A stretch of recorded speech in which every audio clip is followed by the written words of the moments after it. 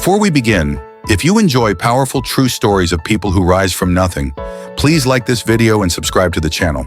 Your support helps us share more stories like this. Now, let's begin the story of Sadio Mané, the boy who came from nothing. By the village of Dust and Dreams, Bambali, Senegal.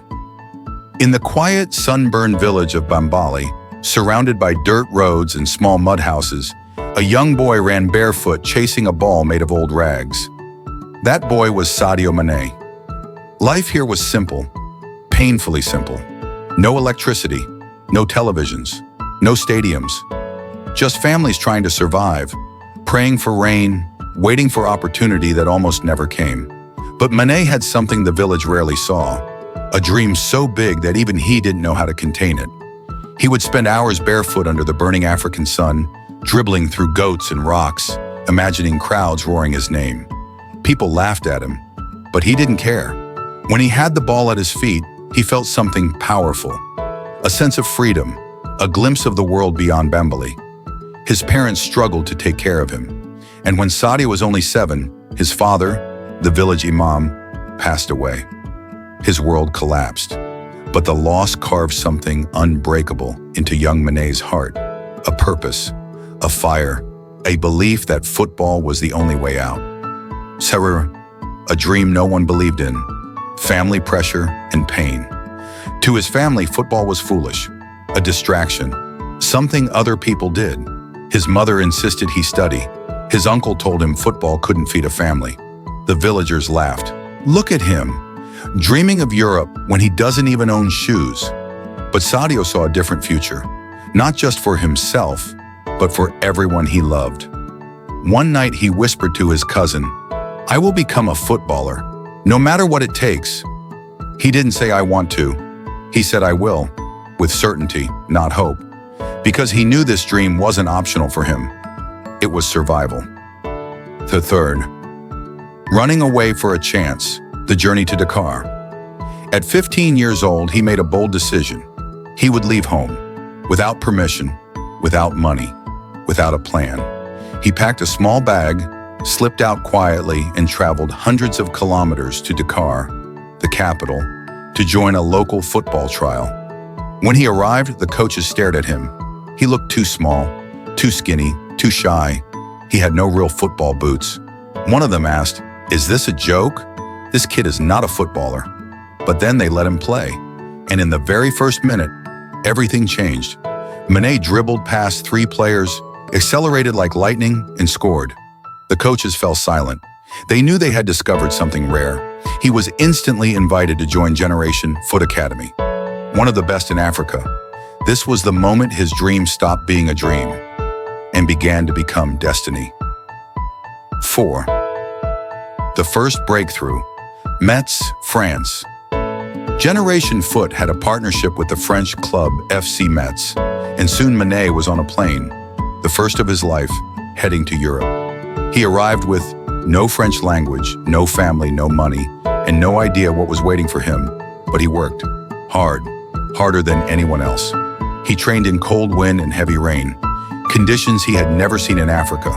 He ran until he collapsed. He played until his legs burned, and slowly, he began to rise. He made his professional debut with Metz. People didn't see it yet, but a legend had begun. V, building a name. Red Bull Salzburg. After Metz, he transferred to Red Bull Salzburg in Austria. Here, everything exploded.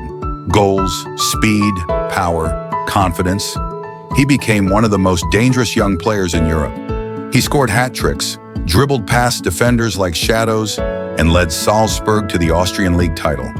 For the first time, the world looked at him and said, "This kid might be special." 6. Entering the Premier League, Southampton. In 2014, the Premier League called. Southampton bought him. The pressure was enormous, but Mané thrived. He shattered a Premier League record by scoring the fastest hat trick in history. 3 goals in 2 minutes and 56 seconds. A record still remembered today. Scouts from top clubs started watching. Then came a call from a German coach rebuilding a sleeping giant in England, Jurgen Klopp. 7. The rise to global fame, Liverpool era. Sadio Mané joined Liverpool in 2016. From the first game, fans felt it. He was electric, unpredictable, fearless. With Mohamed Salah and Roberto Firmino, he formed one of the most dangerous front threes the Premier League has ever seen. At Liverpool, he achieved everything. Champions League, Premier League, UEFA, Super Cup, FIFA Club, World Cup, Premier League, Golden Boot, African Player of the Year. But what made him truly special was his humility. While others bought luxury cars, Mané walked around with a cracked phone. He once said, "I don't need luxury. I came from nothing. What I have is enough." Millions around the world fell in love with him, not just as a footballer, but as a human being. Eighth, the king of his people, charity and humanity. As Mané became rich, he didn't forget his home. He didn't pretend Bambali didn't exist. He returned, not as a superstar, but as a son of the village. He built a $700,000 hospital, a modern secondary school, a solar power system for electricity, clean water wells, a youth sports center, new roads. He paid monthly allowances to village families. He bought school supplies for students. He funded teachers' salaries. He donated ambulances to hospitals. People called him the King of Bambali, but he laughed and said, "I am not a king, I am just one of them." This is where Sadio Mané became more than a footballer. He became a symbol, a leader, a reminder that even if you start with nothing, you can still change everything. 9. The highest peak, AFCON glory and national hero. In 2021, Mané led Senegal to its first ever AFCON championship. He scored the decisive penalty and fell to his knees in tears. It wasn't just a trophy, it was history, it was pride, it was everything he dreamed of as a barefoot boy in Bambali. Later that year, he led Senegal to qualify for the World Cup, scoring the winning penalty again against his teammate and friend, Mo Salah. He became a national hero, not because of fame, but because of heart. X, today, a legend still giving back.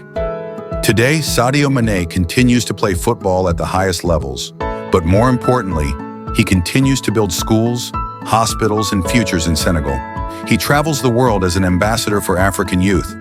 He mentors young players. He funds humanitarian projects, and he still visits Bambali, the place that shaped him. He once said, "The real success is not what you have, but what you give." From a barefoot child with no shoes to one of the most loved footballers on earth, Sadio Mané proved one truth. Greatness is not measured in trophies, but in the lives you change. 0 to millions, the story of Sadio Mané. A journey of pain, a journey of growth, a journey of purpose, a journey from nothing to everything.